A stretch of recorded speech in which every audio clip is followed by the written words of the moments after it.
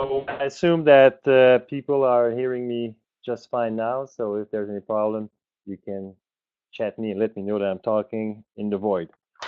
Thanks also to Chiara for having uh, put me into this in the first place to have sent the invitation. So here I am. I'm Rick Lebel. Most of you know me, I guess, from the meetings, the telephone meetings. So the only thing I want to point out is that I'm a professor at Laval and I'm the director of the FORAC Research Consortium. We conduct research in partnership with forest product companies to optimize their wood supply chain, wood supply operation, and all the way down to their customers. So it's been very fun so far working within the biofuel net. The last year especially has been great because I feel like there's more connection within the Through the Seas group, and that's also thanks to Warren. Maybe thanks for his contribution. So let's go to the presentation. I want to do it fairly quick so we can focus on discussion. I have more stuff on my slides than I will read because it's a document that will stay there. So I thought that providing more detail would be good. The three main points, the opportunities that I see and some people in the research community can see with forest biomass as a feedstock for biorefineries, the challenges that come with that. Then I'll go on with the main topic, which is the optimization of the value chain to value that biomass. And finally, some general ideas about what we may want to do with the future actions within the seas, within biofuel net. Okay, no chat saying that things are not working too good, so let's move on. Some quick word of wisdom. The first two are a bit pessimistic, but they kind of reflect what we must realize with forest biomass. Tom Brown, forest biomass, remote, dispersed, wet. So not very encouraging. So Professor Dale Green from the University of Georgia said, well, who's going to be interested in loaning money to an industry who's using some of these else residues as a feedstock, meaning that it might be unreliable. Couple of other quotes that I find interesting from my colleagues at Dalhousie University, Alden Gunn, and Reno Polkey at Lakehead. Uh, they move more into where I see the challenge that I feel competent with the team here to aboard is, okay, we need to make definite, purposeful decision about forest management if we are to support supplying feedstock to the biofuel, bioenergy network in the future. It's a complex logistics, and we must also have a purposeful action to make that possible. Um, Various sources for forest biomass. One of them is the residues.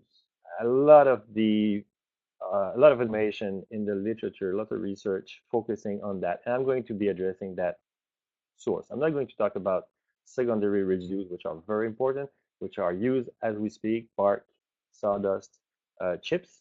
I'm not going to be talking about tertiary residues. I'm going to talk slightly better. Okay, about these sources. So disturbed forest by forest fire mostly and epidemics. Um, this was the main topic of our grant proposal to BiofuelNet, and that's where we are moving along as a research group. Um, Going back to the primary residues, this is what's been harvested in Canada. That was in 2007. So over 160 million cubic meter of wood.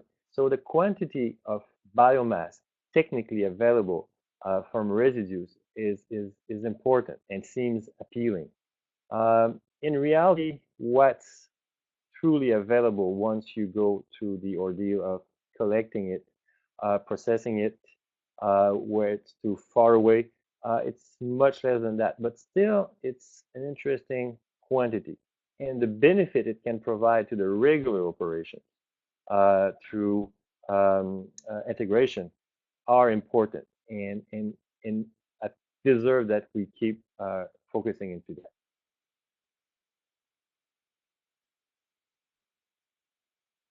Some of the challenge for making that happening, to be able to go and collect that resource.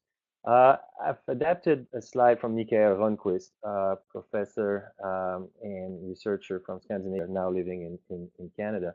But the challenges and the actions to be taken, and I've applied to those that we handle through this or work within my research team, especially at FORAC, or through the biofuel net actions. Um, we have a variable supply, so we must look at public allocation. That's something that I don't do. We don't do within our team, but I think within the C's team, this is a very, very important aspect that we must address. The integration, because there's too many access points, too many supply nodes, it makes the logistics very complicated. So we must find solutions to that. Um, it's available at a large landscape scale, so the transport and logistics is a major challenge. So I'm going to be addressing some of these issues in the presentation. Um, Integration.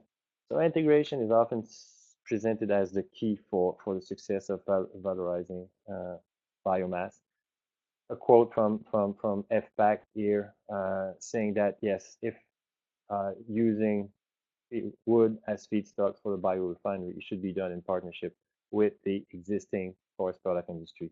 The work by Paul Stewart also points into that direction.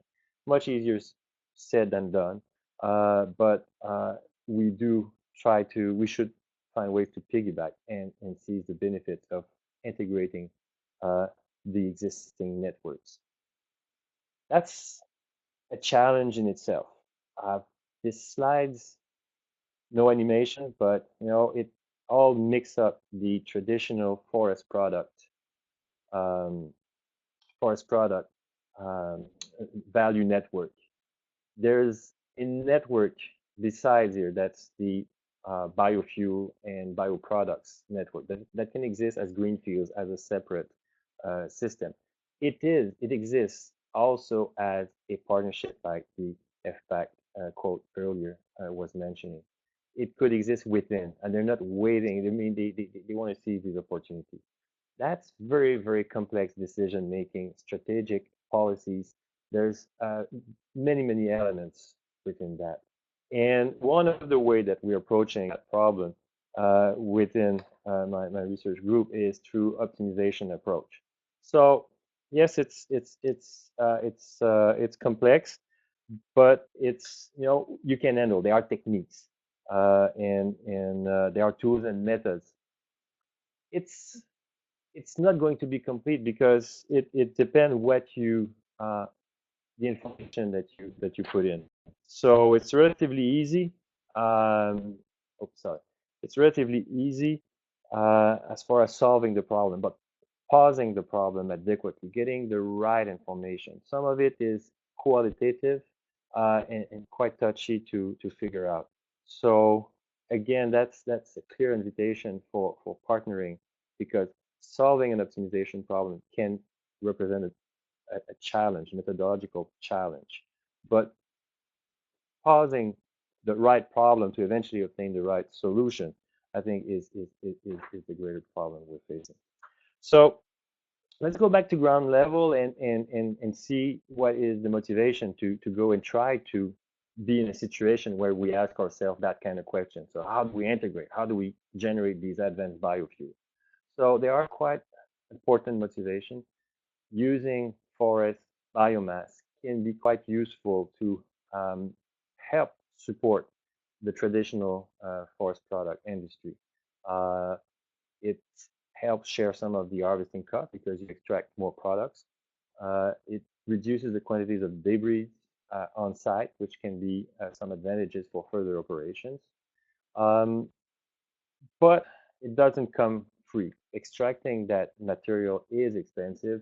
I'm not going to be dwelling on that too long, but especially everything that deals with logistics uh, is important to solve because you're transporting something that quite often water.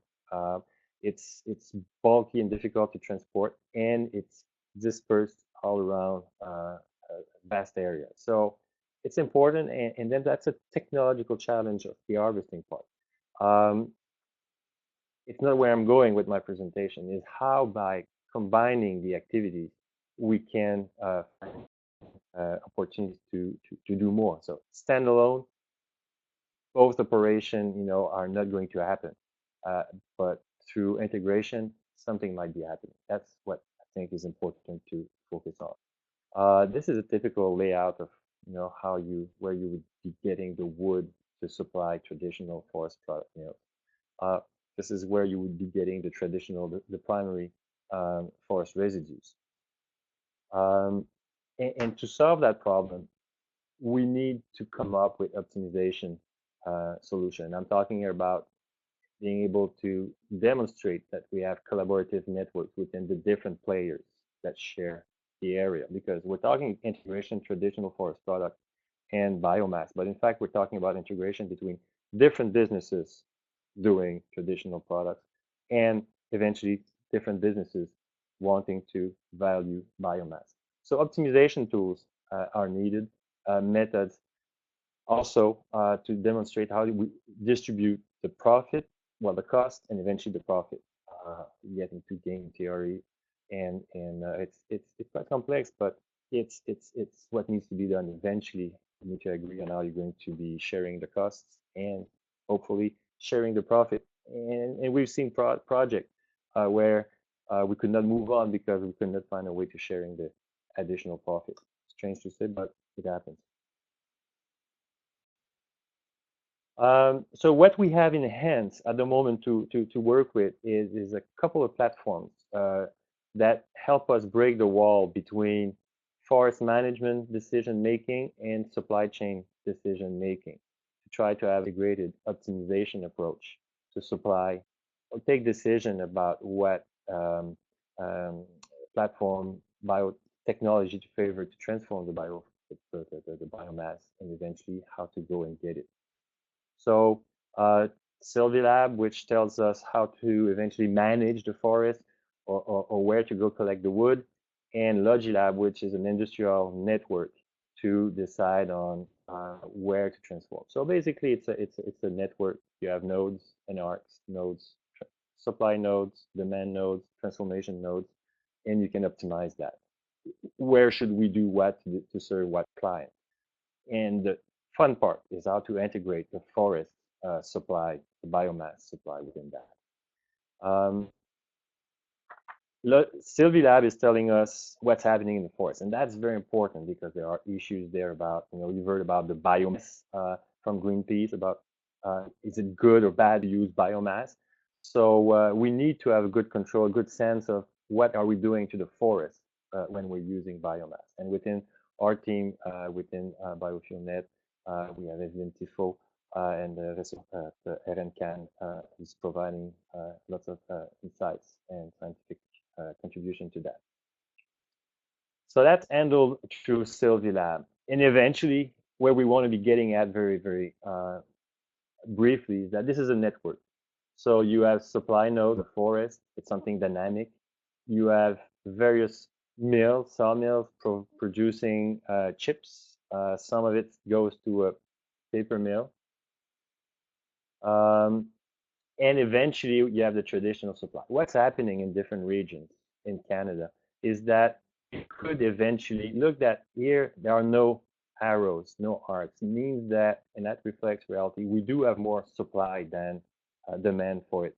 It's because it's some people will say it's low quality, but still in that very specific example based on case study, what you could see is that by adding this mill here using chips for a bioenergy project, then it could we could be harvesting, creating more value from the forest.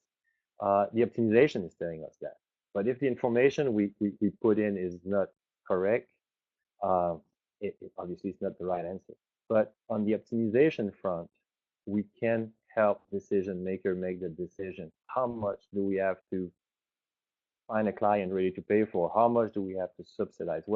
Whatever are the conditions so that we can do something, and what are the impacts throughout the network? So this is AAC. I was telling you about purposeful sources, other sources, not residues. One of the things that is happening in Canada, among other things, is that we compute annual available cut. That's the maximum amount of wood you could be harvesting at a sustainable level. It's an optimization technique, and you must do what you said you would be doing for that to happen. If you don't, then you end up with a discrepancy. And quite often, what happens is that the hardwood section, the birch, the poplar, we have less demand than we would like to offer as a supply. And that breaks down the hypothesis behind the AAC. And then we don't have the stable supply.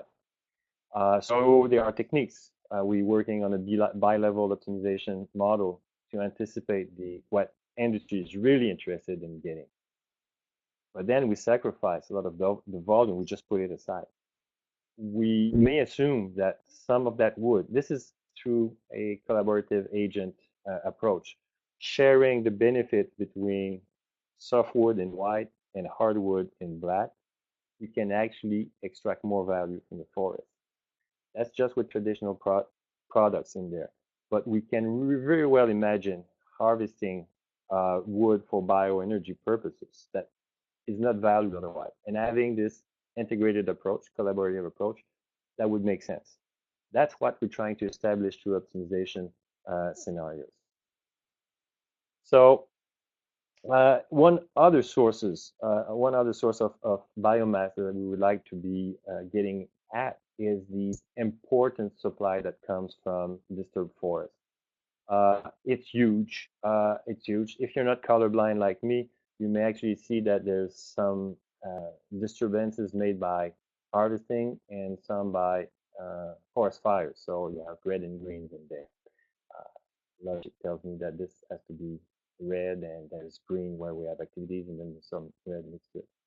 All that to be said is that it's those are important volumes that could eventually be harvested. So we need to know, is it accessible? Does it have a value? Can we get there in time? And we're working on that through one of our BFM projects. This is a result from Nicolas Mancy, a postdoc, working with Evelyn and I, trying to see from these very scattered areas where forest fires have happened, can we develop a supply network for biorefining? Then there are some other decisions, is that who's going to get it? I mean, if it's available, a lot of entrepreneurs could be raising their hand and say, hey, I want to be transforming it. So to whom should we allocate that wood? That's something that you can address through multi-criteria optimization. And we're taking a look at this because eventually we need to take these decisions. The traditional forest product industry is not interested in letting go some wood for the biorefinery, but panel manufacturer in some cases will hold on to that supply. Pulp and paper, although it's a decreasing sector, still want to have its ample supply. So moving forward with BFN, and I'm going to be concluding with my next couple of slides, is that we think that would be interesting to develop a comprehensive analytical framework for biorefinery development. And that requires being able to do scenario analysis to optimization approaches. And eventually we need to come up with solid arguments, solid position about the impact, because it needs to be sustainable. It affects markets, international markets, national markets, government policy. 90% of the land is publicly owned if we're going to use forest biomass. So those are very important questions. What is the value that we can really generate through that resources, that resource? An approach, that's general framework we're using, but from the forest, the market, and the biorefineries, there are various issues that we must take into account. The ecology aspects, we put that at the upstream, but also happens downstream. The business plans, uh, logistic and network optimization. This is I try to contribute. Lots of LCA and other policies that are global to this network. So I see the challenge as being very, very interesting on the scientific, from the scientific perspective, and it's grounded in a need to find solution to an industry that cannot. I don't think that it could fully survive in the shape it is if we don't find replacement utilization for the decreasing demand for paper. We have opportunities with fiber from disturbed forest and also low value sources. So that we can be working on. And as a conclusion, I propose to keep on working on the optimization approach. But if we want to help the forest industry integrate within seas and biofuel net, we can help. We need to be precise about how we feel we can help support this change and this greater integration. Our problems are very large and multi-objective. The optimization solution, as I said, it's fairly easy. It's fairly easy to develop the optimization, but the optimization needs to be negotiated and applied after that, and that's a really different matter from what I can handle with my research. But quite often, our optimization don't find utilization because we haven't foreseen this aspect. So with that, I just want to say thanks to Tad, Paul, Larissa, Tacita, Nicolas, Stephanie, and I think I'm ready to go on with the questions if that's done. Try to catch up for the last time, but thank you very much. Okay, so thank you very much, Luc. This is Guillaume from BiofuelNet speaking.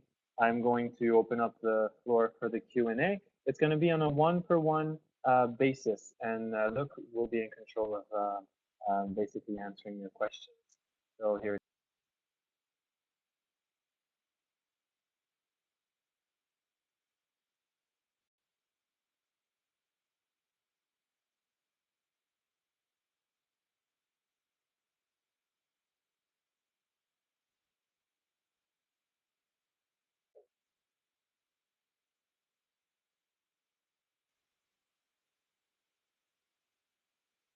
So Q&A mode has been activated. Publicity for McGill.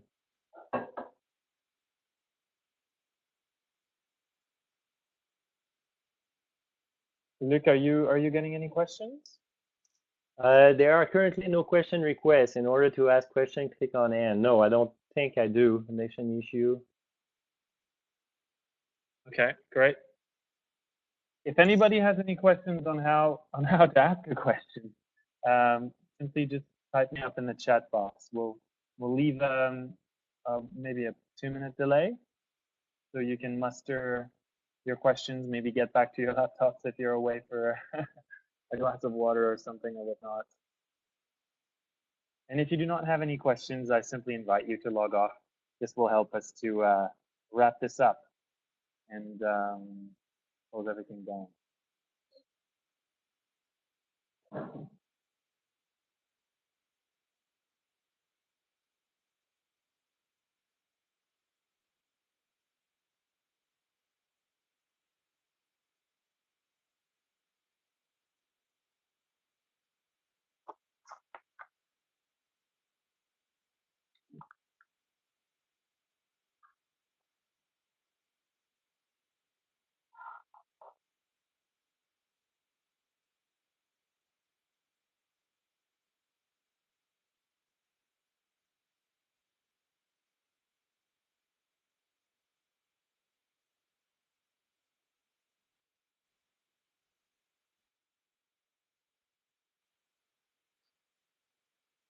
Okay, well, everyone, I think this pretty much wraps it up. If you have any questions later on, feel free to get in touch with us or with Mr. Luc Lebel directly.